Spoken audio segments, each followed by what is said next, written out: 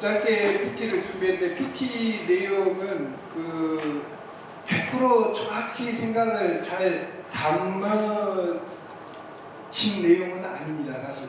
그래서 설명 속에서 조금 제가 포인트를 줄 건데, 제가 이제 간략하게 준비하면서 AI를 조금 동원해서 이렇게 정리하다 보니까 제가 꼭 써야 할 내용이 좀 이렇게 잘 표현되지 않는 부분들이 있어서 그 부분들을 이제 설명을 하겠습니다.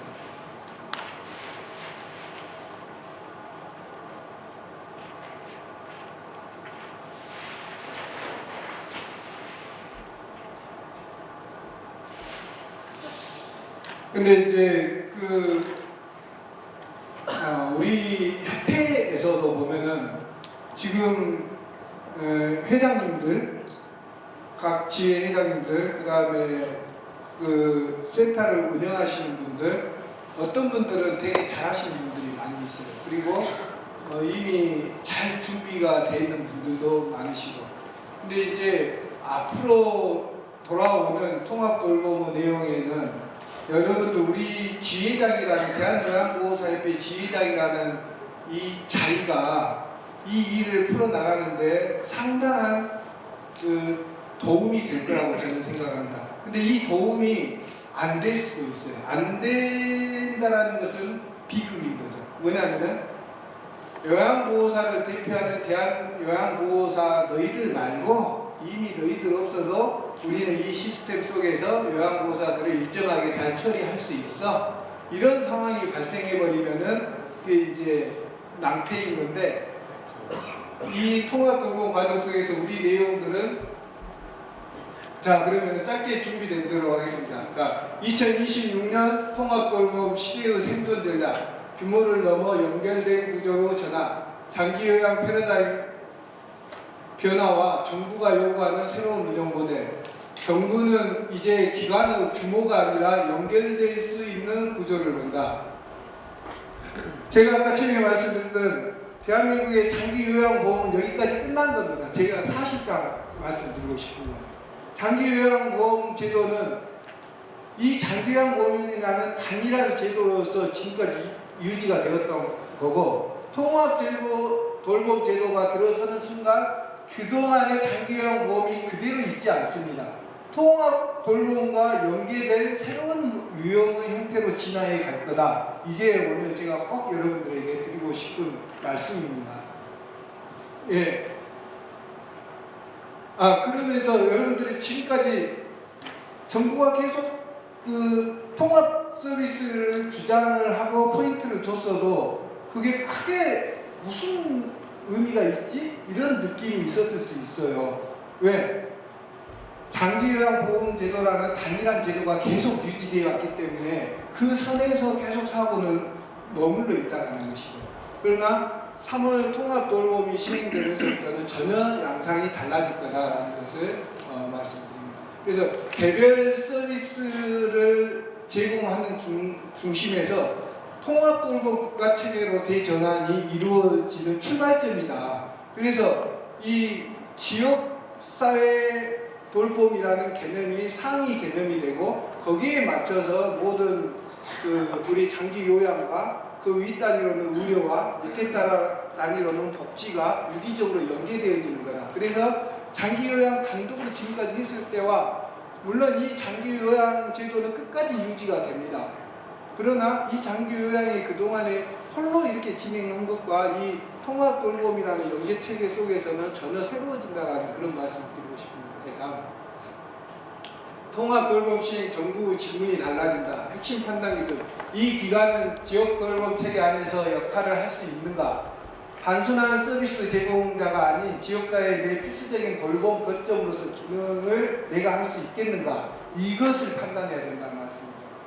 의료, 간호, 복지와 연계할 준비가 되어 있는가?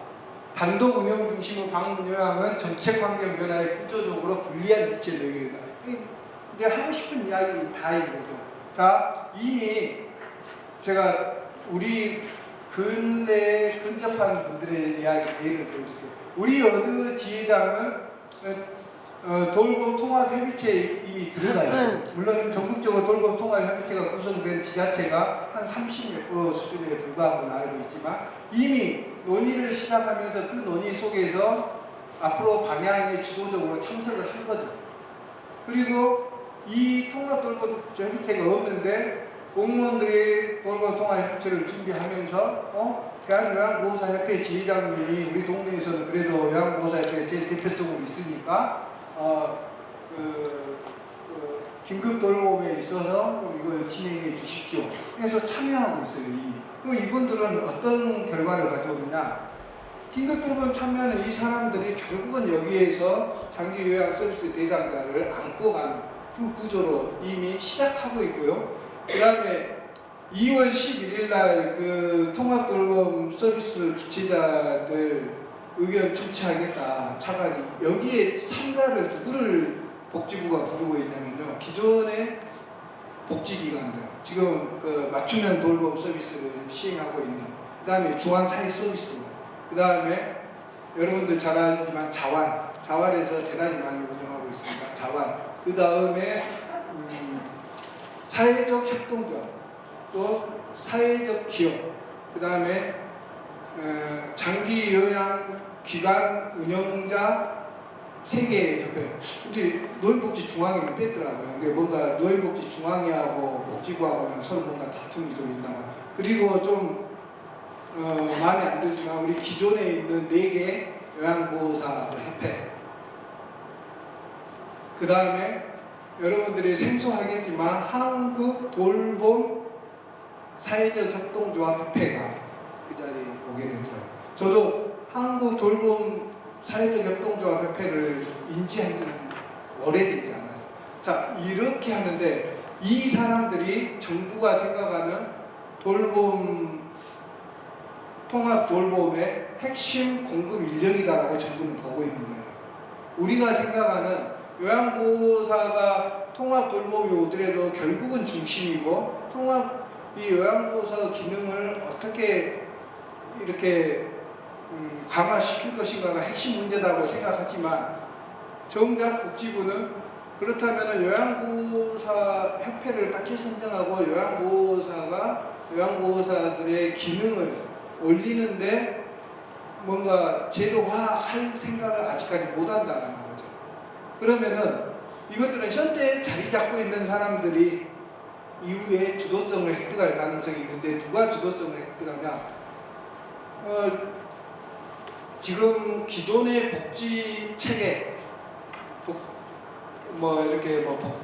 노인 복지 관련된 그 복지 기관들과 그다음에 그 자활과 중앙사회 서비스원과 이들을 축으로 돌봄에 대한 고민을 지금까지는 하고 있고 앞으로 그렇게 해올 수 있다. 그러면 여기에서 우리가 무엇을 준비해야 하는가가 딱 답이 나오는 거죠. 정부의 방향은 이제 올해 장기요양 전망을 해보겠다라고 제가 했죠. 올해 장기요양 전망을 하는데 올 하반기 되면은 등급 거의 안 줍니다. 등급자 세우기 굉장히 어려워집니다. 그리고 장기요양 중에서 정부는 죽으나 사나 의료 간호를 집어넣어야 되기 때문에 간호를 눈에 보이게 확장시키기 위해서 애를 쓸 것입니다. 의료센터하고 연계해서. 그러면은 지금 일부에서 예를 들면 우리 오늘 이 자리에 오지는 않았지만 광주 지부장님 예를 들어볼게요. 우리 광주 지부장님은 사회적 협동조합을 이미 만들어서 운영하고 있습니다.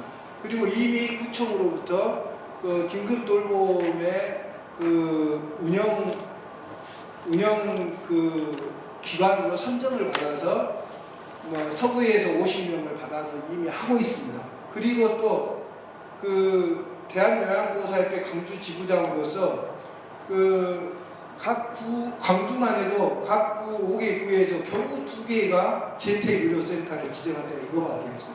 그런데 대한요양보호사협회 광주 지부와 서구 재택의료센터와 이미 MOU 협약을 맺어서 일을 진행하고 있습니다. 무슨 이야기냐면은 지금 초기이기 때문에 지자체에는 인력이 없어요. 그렇기 때문에 그동안에 함께 사업해왔던 이 사람들이 결국 파트너가 될 수밖에 없다는 거죠.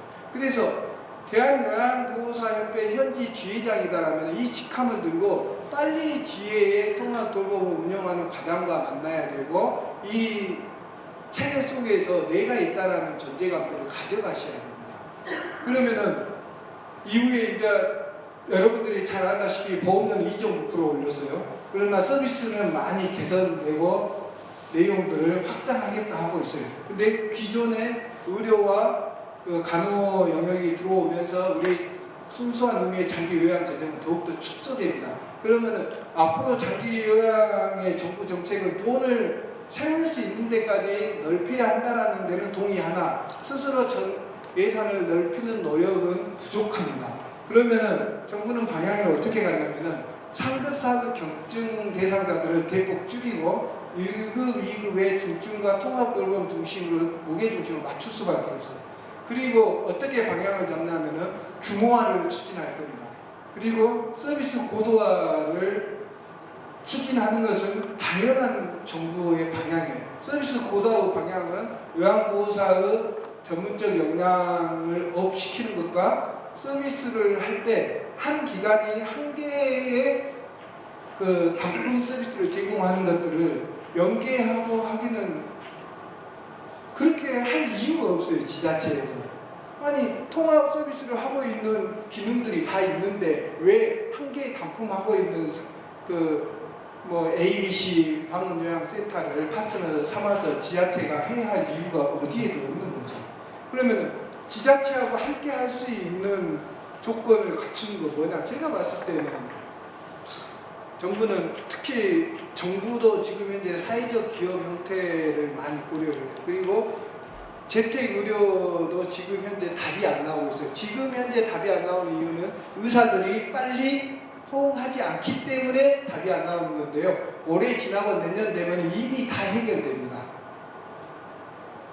그리고 이제 정부는 그러면은 일단은 지금은 그 사회적 경제인 의료협동조합을 재택의료센터를 통해서 1번으로 보고 있고 2번으로 보고 있는 것은 그 보건소를 통해서 그러면 지자체 너희가 직접 운영하는 뭔가 국적기관의 재택의료센터를 만들어봐라 이런 거고 내년에 들어가서 이 제도가 안착이 되면 저는 내년에는 돌봄 통합돌봄 중심 체계로 확장된다고 보는 거죠.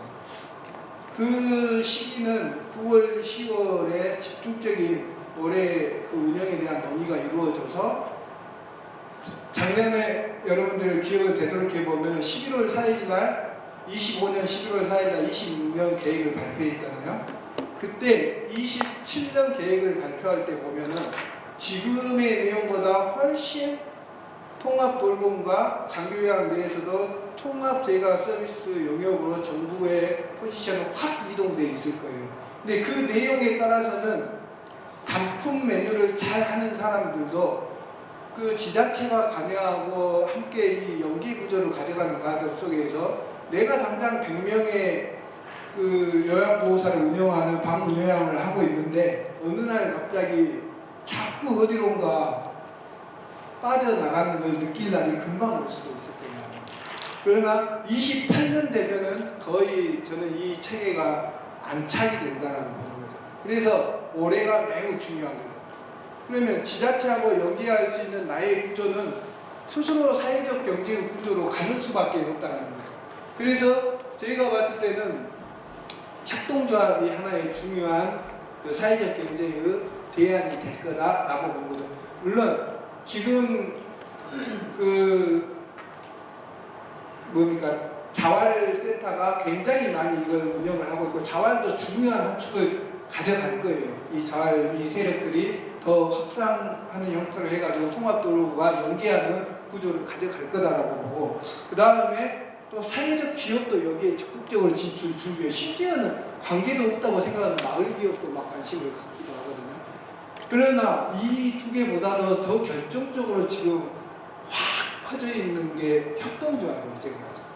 이 협동조합은 사회적 협동조합도 되고 그냥 협동조합도 되는데 이미 뭐 대표적으로 뭐 사회적 협동조합을 통해서 그 지자체와 연계고리를 통해서 그 통합돌봄에 진출하고 그 힘으로 인해서 장기 요양이라든가 통합돌봄의 주체로서 이것만 하는 게 아닙니다. 그 지자체하고 연계해서 뭐 복지 영역에 있는 그 어르신들 뭐 긴급 돌봄이라든가 그다음에 구석구석 맞춤형 돌봄이라든가 그다음에 병원으로 이동하는 뭐 이런 서비스라든가 이런 것과 그다음에 또 여기는 재택 의료하고 또 연계를 지자체에 가져야 거예요. 그러면은 이제 이게 정리해서 말씀하자면은 나는 통합돌봄이 본격적으로 확장될 때 내가 지자체 그 담당 과로부터 연계를 할 수가 있는지 그리고 통합돌봄협의체에서 우리 요양보호사 본인의 운영이 당당하게 자리할 수 있는 그 규정력을 이렇게 빨아낼 수 있는 것인지 근데 이런 문제가 나는 바로 닥쳐온다 이런 겁니다. 그래서 예를 들면 협동조합 나는 간단하다고 말해요. 내가 우리 그 방문 요양하고 있어요. 아주 친한 옆집에 친구가 방문 목욕하고 있어요. 그 옆집에 주간보호센터 하고 있어요. 간호센터 하고 있어요. 그러면 이 네 명이서 뭉쳐서 협동조합 만들어라는 거죠. 지자체에서 개별 이 센터를 절대 잡아주지 않아요. 주도적으로. 여전히 그 개별 센터는 자기 역할을 하고 있을 거죠. 그러나 큰 틀의 흐름의 방향에서 봤을 때 무게중심은 그 통합 서비스를 제공할 수 있는 역량이 있는 규모와 또 개별 이름보다는 사회적 경제의 한편으로는 뭐 탈을 쓴다 표현할 수 있고 입을 수도 있고 저는 요양보호사 협회장으로서 제가 생각하는 바람직한 구조는 요양보호사들의 진정한 협동조합이 만들어서 그런 지역사회 통합돌봄의 중심이 되는 것을 희망하지만 그건 뭐 실력과 역량이 돼야 만드는 문제인 거고 뭐 쉽지 않은 문제라는 걸 봅니다. 그러면은 지금 여기에서 우리들이 해야 할 일은 뭐냐면은 그런 협동조합이라든가 사회적 경제라는 공공의 어떤 틀들을 가지고 쓰는 이름을 빨리 전환시켜서 그 이름을 가지고 지역 돌봄 협의체 들어가고 그리고 거기서 지자체가 운영하는 통합돌봄의 유기적인 관계망 속에서 들어가서 활동을 해서 이 내 장기요양도 거기서 연결이 된다. 거기에서 빠진 장기요양 단품은요 다 뺏겨요 나중에. 예를 들면은 우리 당장에 우리 고흥 지회장님은 그 고흥군에서 뭐 준비도 안 돼 있지만 대한요양보호사협회 회장이고 그동안에 지역 활동을 하니까 우리 맞춤형 돌봄 이거 회장님 하세요 뭐 이러잖아요. 그러면 이거 하다 보면은 그 사람에서 장기요양 등급자가 다 나오게 돼 있어요 앞으로는. 그럼 그걸 다 자연스럽게 이렇게 끌고 가는 거죠. 근데 저는 그 내가 업을 얼마나 잘하려고 하느냐가 이거에 중요한 게 아니에요. 이제 앞으로 우리의 사회 방향은 지역사회에서 그런 그 사회적 경제를 축으로 한 공공 시스템이 중심이 될 거다라는 거죠. 그게 나는 반드시 중심이 되고 그러나 장기 요양 단일 이렇게 하는 사람도 살아남을 수는 있지만 제도가 어느 날 갑자기 그 수가를 이렇게 통합재가로 주는 순간 27년은 살아남을 수 있지만 28년 정도 가서는 개별 단품하는 장기 요양하는 아주 소수일 거다. 이미 그 이렇게 사회적 협동조합이나 뭐 개별 협동조합이나 또는 뭐 자활이나 이런 기관들에 의해서 중심이 변화가 확 가 있을 거다. 그래서 우리 요양보호사협회 입장에서 이야기하자면 우리는 계속해서 정부를 상대로 요양보호사의 기능을 강화하고 역할을 강화하고 처우와 전문성과 안전망을 가지고 일하도록 해야 되는데 이런 요양보호사협회 회장님들이 그 지방자치단체장이 운영하는 그곳에 깊이 들어가 있어야지 그 제도 결정하는 때 목소리를 내고 아까 우리가 계속 얘기했던 지자체장이 돈을 내서 할 수 있도록 그 역할을 할 수가 있는 거잖아요. 그 역할을 하는 것은 우리 협회장 자격으로 1번으로 할 수 있는 거고 2번으로는 또 그 사회적 경제에 준하는 이 돌봄 기관을 운영하는 참여하는 과정에서 그 역할을 할 수 있다. 저는 이제 그렇게 보고 마무리하겠습니다. 저 한번 혹시 빠진 내용에 다음 돌려보십시오. 네. 네. 끝이죠. 네. 제가 뭐 다음 더 훌륭하신 분이 있기 때문에 제 취지는 충분히 이해하셨을 거라고 보고 이런 내용에 대해서 우리 협회에서도 준비를 저는 해야 한다라고 봐요. 근데 이 준비를 해야 하는 것은 센터를 운영하고 있는 사람들의 몫이에요. 그분들이 더 공공의 영역에서 통합 돌봄의 영역에서 더 조직적으로 좀 대비하고 준비를 해서 가야겠다. 그런 것에 내가 보기에도 사회적 흐름이 그렇게 가게 생겼다. 그러면은 우리는 어떻게 대응해야 될 것인가. 그런 거에 대한 그 목소리가 높아지면은 그런 거에 대해서 협의하는 사람들 중심으로 대안도 제시하고 그 길도 협조도 할 거고 오늘 이후에 윤봉남 선생님은 그런 역할을 하는데 또 선수이기도 해요. 여러분들이 만약에 우리 협회와 상관없이도 당장에 그러면은 내가 얼른 생각나는 나랑 가까운 누구랑 묶어서 사회적 협동조합을 만들고 싶다 했을 때 오늘 이 강의하는 이런 또 인연을 가지고서 그것들을 본인이 별머리 아프지 않아도 충분히 협력하고 도와줄 수 있는 그런 분이기 때문에 제가 오늘 또 모신 이유이기도 합니다. 네, 그러면 오늘 자연스럽게 제가 우리 윤봉남 사회적 협동조합 산림 이사장님을 오늘 다음 강사로 모시겠습니다. 네, 박수로